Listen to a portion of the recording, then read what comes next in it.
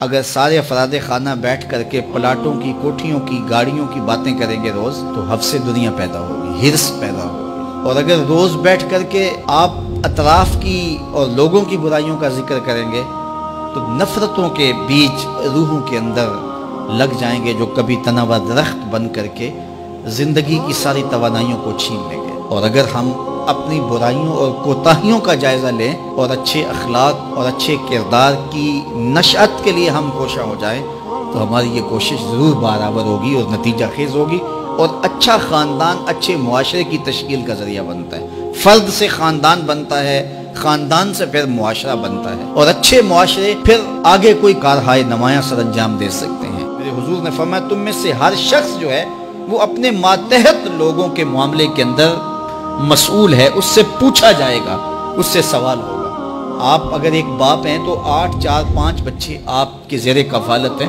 تو ان کے معاملات کے آپ ذمہ دار ہیں۔ اگر آپ ٹیچر ہیں تو شاگردوں کے معاملات کے ذمہ دار ہیں۔ اگر آپ ایک فیکٹری بنائی ہے اور 200-300 لوگ وہاں کام کر رہا ہے، تو جتنی آپ کی ذمہ داریاں جو ہے وہ بنتی ہیں تو ان کو وہاں آپ نبھائیں گے۔ اور اگر آپ ہادی قوم ہیں، رہنمائی قوم ہیں، تو پھر اس حساب سے آپ کی ذمہ داریاں بنتی ہیں۔ اب بتائیے یہ معاشرہ، جس معاشرے میں ہم جی رہے ہیں، یہ عدم برداشت کا کلچر ہے۔ یہاں آپ ایک دکاندار سے بھی سودا لینے جائیں اور 1 سے 2 مرتبہ اس کو 1-2 بات پوچھیں تو وہ تلخ ہو جاتا ہے، حالانکہ اس کی تو دکانداری ہے تو اس کو تو سننا چاہیے، لیکن معاشرے کے اندر تلخی اتنی آگئی ہوئی ہے، عدم برداشت ایسے پیدا ہو گئی ہے کہ اب مجھے بتائیے کہ وہ شخص جس کا فائدہ ہے تو وہ بھی آگے سے تلخ ہو رہا ہے، تو پھر اس معاشرے کی گراوٹ کا آپ اندازہ کر سکتے ہیں۔ ممبر و محراب سے ہم دیکھتے ہیں کہ ایسے ایسے تلخ جملوں کے تبادلے ہوتے ہیں کہ بعض لوگ یہ سمجھتے ہیں کہ یہ ممبر پہ بیٹھنے والا جو شخص بول رہا ہے، یہ جو یہاں سے کہہ رہا ہے یہ دینی ہے۔ ہمارے ہاں اتھارٹی اللہ کے رسول ہیں صلی اللہ علیہ وسلم۔ اگر میں اپنے جو ہے وہ نفس کے شکنجے میں کسا ہوا ہوں اور اپنی انا کے جو ہے وہ پنجرے کے اندر ہوں اور میں اس کو دین قرار دیتا ہوں، تو یہ میں اپنے پہ بھی زیادتی کرتا ہوں، لوگوں پہ بھی زیادتی کرتا ہوں۔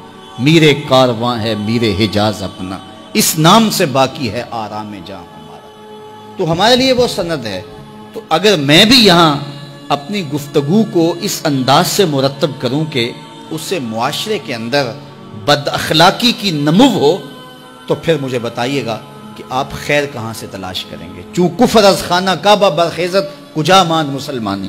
ایک فارسی شاعر نے کہا کہ جب کعبے سے کفر کھڑا ہو جائے تو پھر مسلمانی آپ کہاں سے تلاش کریں گے؟ ممبر و محراب جس کی ذمہ داری ہی حسن اخلاق سکھانا تھا، تو اس کی ذمہ داری جو تھی اس کے برعکس وہ کام کر رہا ہے۔ جس کا کام تزکیہ قلوب تھا، تصفیہ باطن تھا، اب وہ سالکین کا تصفیہ کرنے کی بجائے ان کی جیبیں صاف کرنے کے چکر میں ہے کہ تمہارا دل تو صاف نہیں کر سکتا، تمہاری جیب صاف کر دوں گا۔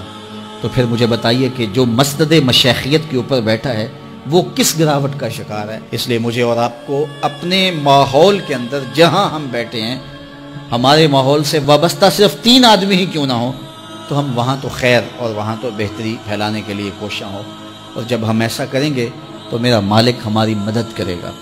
تو یہ وہ نمایاں چیزیں ہیں ہمارے دین کی، حسن اخلاق اور حیا۔ اب دور موجود کے اندر حیا کا جوہر لٹ گیا، اور پھر ہمارا الیکٹرانک میڈیا، پھر اس کے بعد اب سوشل میڈیا کی قیامت جو ہمارے اوپر ٹوٹ پڑی، اس نے خلوتوں کو بھی پاکیزہ نہیں رہنے دیا۔ تو حیا کا حقیقی جوہر موجود ہوگا تو پھر خلوت ناپاکیزہ نہیں ہو سکتی، پھر خلوت کے اندر بھی روشنی اور جالا اور چراغاں ہی رہے گا۔